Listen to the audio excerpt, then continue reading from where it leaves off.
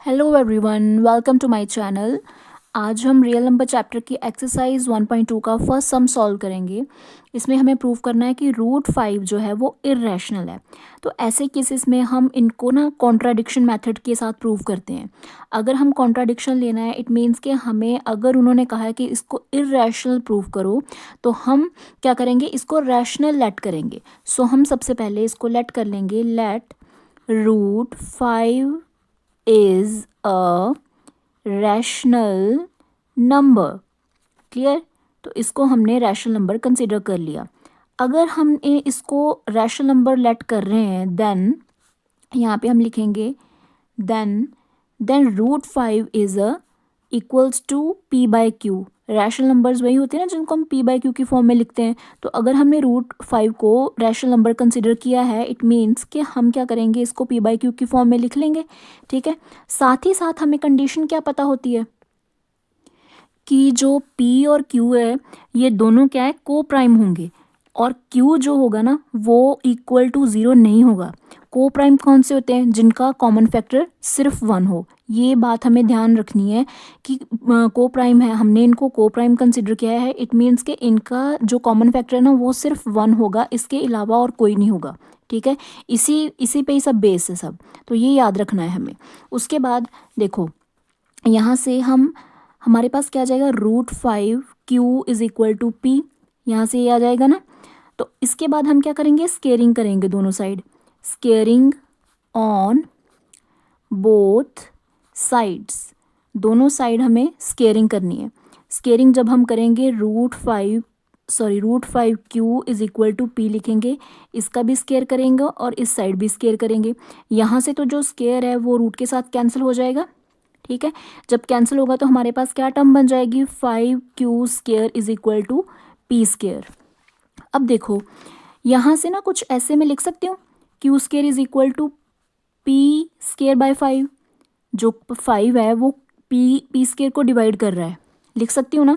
तो अगर मैंने इसको ऐसे लिखा, इट मीन्स कि हमें ये यहाँ से पता चल रहा है कि जो 5 है ना वो पी स्केयर को डिवाइड कर रहा है।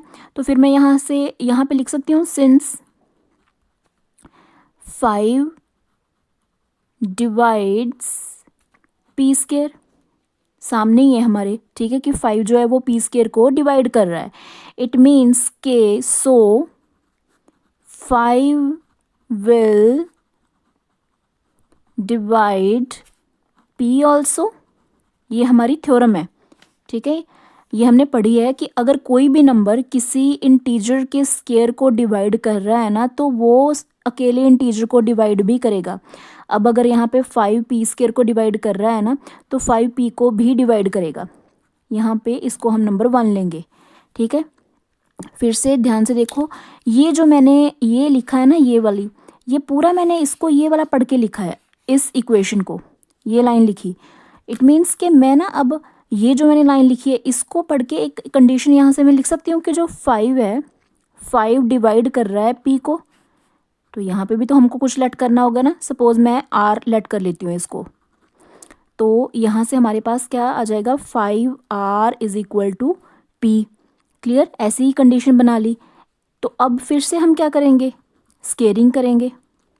देखो, कंफ्यूज नहीं होना, स्टार्टिंग भी तो हमने ऐसे ही की थी जब हमारे पास ये वाली कंडीशन थी, तो अब भी हमारे पास यही कंडीशन बन गई। तो फिर से वही प्रोसीजर हमें रिपीट करना है जो हमने स्टार्टिंग में किया था। पहले हमने, हमारे पास जब ये वाली कंडीशन आ गई थी तो हमने स्केयरिंग की थी बोथ साइड, तो अब भी हम यही करेंगे, स्केयरिंग करेंगे ऑन बोथ साइड्स, दोनों साइड स्केयर करेंगे। तो फिर से हमारे पास क्या आ जाएगा, 5R, इसका भी स्केयर होगा और पी स्केयर का भी स्केयर होगा।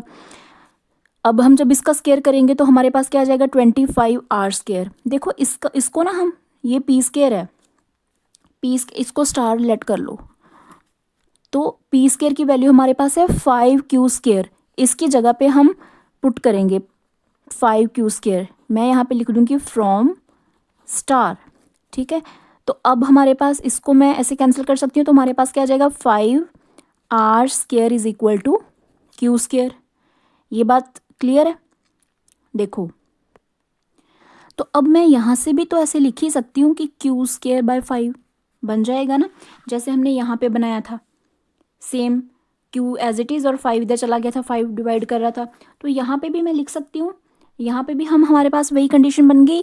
क्या बन गई कंडीशन कि जो 5 है वो क्या कर रहा है, सिंस, जैसे हमने पीछे लिखा था, since 5 divides Q square, so 5 will divide q also.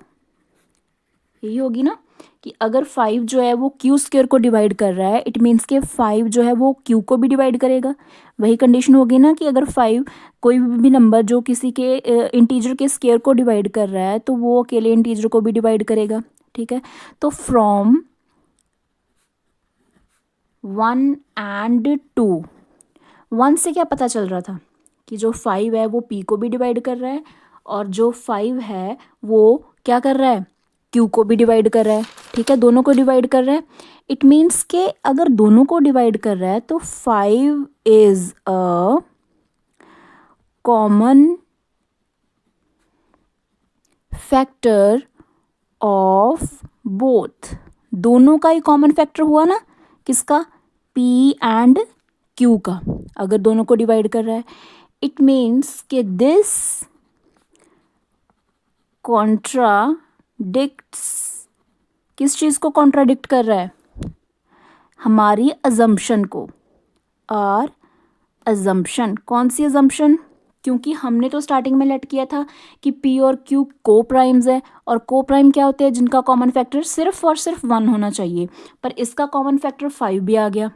It means कि हमारी कॉन्ट्राडिक्शन क्या होगी, जो हमने ये जो हमने अज्यूम किया था वो कॉन्ट्राडिक्ट कर गया ना। इट मीन्स के this contradicts our assumption that, किस चीज़ को, कि √5 इज रैशनल। अगर रैशनल नहीं है तो फिर क्या है, नहीं है तो फिर हेंस √5 इज अ इरैशनल। ठीक है, और यहाँ पे हमारा क्या हो गया, हेंस प्रूव्ड, ये चीज़ प्रूव होगी कि √5 क्या है, इरैशनल नंबर है। समझ में आई ना बात, बहुत इजी क्वेश्चन था।